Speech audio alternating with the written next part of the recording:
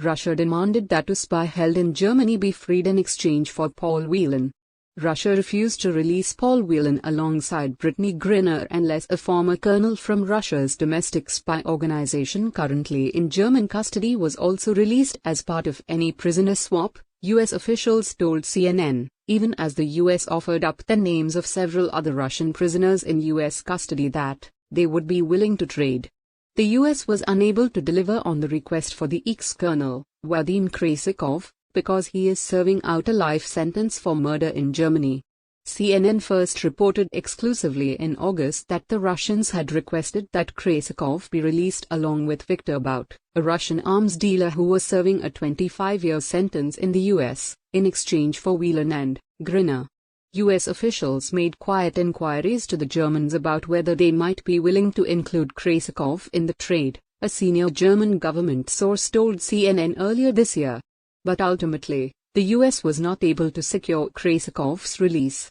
The German government was not willing to seriously consider including Krasikov, who assassinated a Georgian citizen in broad daylight in Berlin, in 2019, in a potential trade, the German source said.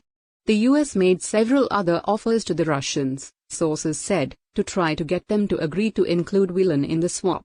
Among the names floated by the U.S. was Alexander Vinnik, a Russian national extradited to the U.S. in August on allegations of money laundering, hacking and extortion. The U.S. also offered to trade Roman Seleznev, a convicted Russian cybercriminal currently serving a 14-year sentence in the U.S., sources said.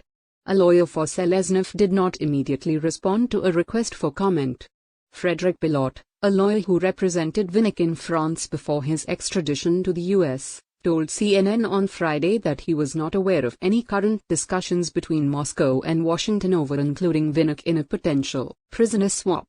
But Bout said he could see Vinnik being part of prisoner swap negotiations in the future.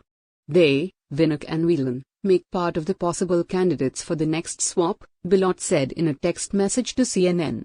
Since Vinnik's extradition to the U.S. in August, Bout has appealed directly to Russian Foreign Minister Sergei Lavrov to help secure Vinnik's release from U.S. custody.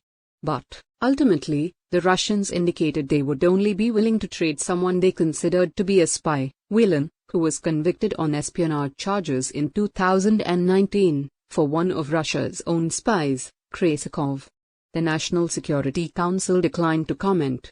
A senior Biden administration official acknowledged to CNN on Thursday night that the Russian side had repeatedly demanded someone not even in U.S. custody, even as the U.S. made a number of different proposals.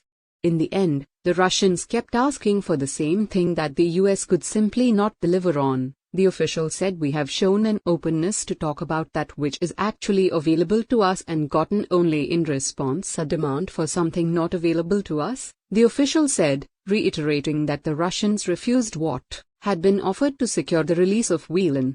For more videos, stay connected with us.